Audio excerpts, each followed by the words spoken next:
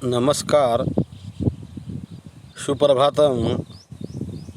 सर्वप्रथम sunrise English school Risod के online classes में कक्षा 10वीं के सभी छात्र और छात्राओं का स्वागत है।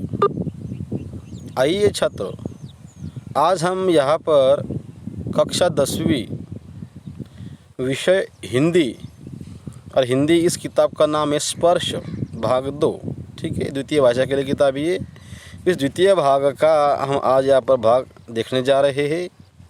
द्वितीय भाग का ये पद्य खंड देखने जा रहे हैं, और पद्य खंड का जो पहला पाठ है, यानी कि जो पहली कविता है, उस कविता का नाम है साखी, और साखी इस कविता के लेखक है कबीर। ठीक है छात्रों, इसके पहले मैं यहाँ पर मेरा पहले परिचय करवा के जाता हूँ आपको। मेरा नाम है बाजीराव बाजड़, और मैं आपको यहाँ पर इस कबीर यह पद्य पढ़ाने जा रहा हूँ। कबीर जी का जो साखी है वह पद्य पढ़ाने जा रहा हूँ। तो आइए छात्रों, हमारे पाठ का नाम है साखी, और साखी इस पाठ के कवि है कबीर जी। कबीर जी को आपको दिखाते हैं, कबीर जी का दर्शन करवा के देते हैं। देखो, कबीर जी उनका उपनाम है संत कबीर। ठीक है, कबीर जी का छात्रों देखो यहाँ पर परिचय देते हैं। तो कबीर जी का जो नाम है संत कबीर दास जी, अन्य उनका नाम है कबीरा, कबीर साहब भी कहते हैं उनको। उनका जन्म है 1398, और जन्मभूमि उनकी लहर तारा ताल काशी। उनका मृत्यु सन 1518 में हुआ है। मृत्यु स्थान उनका मगहर उत्तर प्रदेश है। उनके माता और पिताजी का नाम नीरू और निमा है, और उनके पत्नी उनका लोई नाम था, और संतान उनकी कमाल उनका पुत्र था, और कमाली उनकी पुत्री थी। ठीक है, और संत कबीरदास जी की जो कर्मभूमि थी वो कर्मभूमि थी काशी बनारस, और कर्मक्षेत्र था उनका समाज सुधारक कवि। और उनकी जो प्रमुख रचनाएं थी, मुख्य रचनाएं होती साखी, शबद और रमेश। तो आइए छात्रों, हम चलते हैं आज के इस पाठ पर, साखी इस पाठ पर। पहले उसके हम यहाँ पर जो दोहे आए हुए हैं, उस दोहे का हम यहाँ पर सस्वर वाचन करते हैं। देखो, वहाँ पर उंगली रखो, मैं पहले पढ़ता हूँ। देखो, ऐसी बानी बोलिए मन का आपा खोई, अपना तन शीतल करे औरन को सुख होई। तो देखो यहाँ पर ये पहली कविता है। तो पहली कविता का जो साखी कविता का पहला ये क्या है, दोहा है। उस दोहे के हम जो कठिन शब्दार्थ होते हैं उसको हम एक बार देखते हैं। आइए छात्रों, तो देखो यहाँ पर ऐसी इस शब्द का अर्थ होता है इस प्रकार से। बानी इस शब्द का अर्थ होता है वाणी। ठीक है, और बोलिए यानी कि बोलना। और मन इस शब्द का अर्थ होता है अपना मन। ठीक है, जो 10 इंद्रिय होते हैं और 11 होता है अपना मन का आपा इस शब्द का अर्थ होता है अहंकार। ठीक है, और खोई इस शब्द का अर्थ होता है खोना, त्याग करना। दूसरी लाइन जो दी है दो है कि अपना यानी खुद का। तन इस शब्द का अर्थ होता है अपना शरीर। शीतल इस शब्द का अर्थ होता है शीतल यानी कि ठंडा। करे इस शब्द का अर्थ होता है करना। औरन इस शब्द का अर्थ होता है दूसरों का। और सुख यानी कि सुख, और होई यानी कि होना। देखो, प्रस्तुत ये जो साखी दी हुई है वो हमारी 10वीं के हिंदी पाठ्य पुस्तक स्पर्श से ले ली गई है। और देखो, साखी इस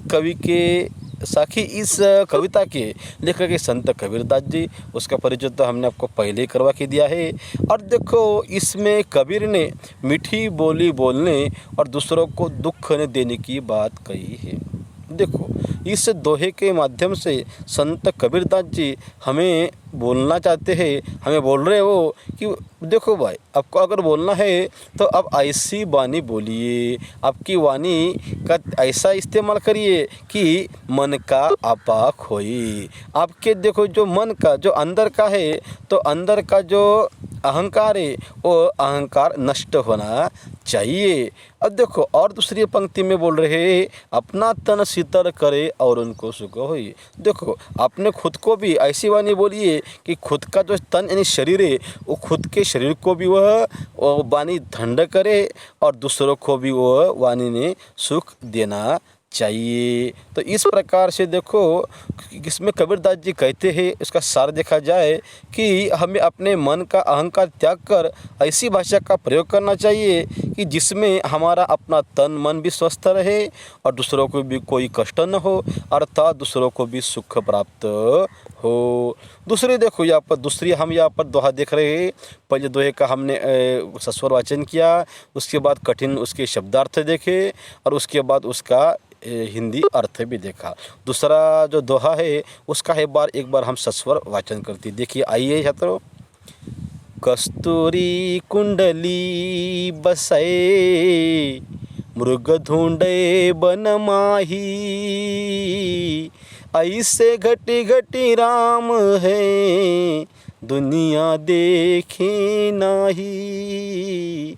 अब देखो कस्तूरी कस्तूरी क्या होता है? देखो कस्तूरी एक सुगंधित एक पदार्थ होता है जो हिरन होता है, हिरन के वो नाभि में रहता है। कुंडली यानी कि नाभि। बसे इस शब्द का अर्थ होता है बसना, उसमें रहना। मृग यानी कि हिरन। ढूंढे यानी कि ढूंढना और बन यानी कि जंगल। ठीक है। माही यानी उसमें मोहित करना। उसके बाद ऐसे यानी कि इस प्रकार से। घटी यानी कि कन में। राम भगवान राम का निवास है और दुनिया यानी कि जगत।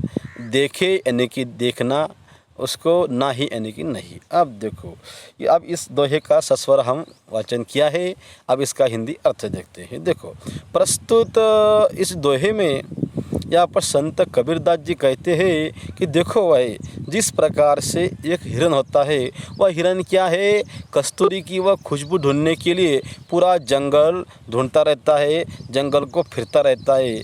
जबकि क्या होता है वो कस्तूरी कहाँ रहती है, उसके पास ही रहती है, उसके नाभि में ही विद्यमान होती है। परंतु देखो वह क्या है इस बात से उसको पता नहीं है, उसको बेखबर होती है।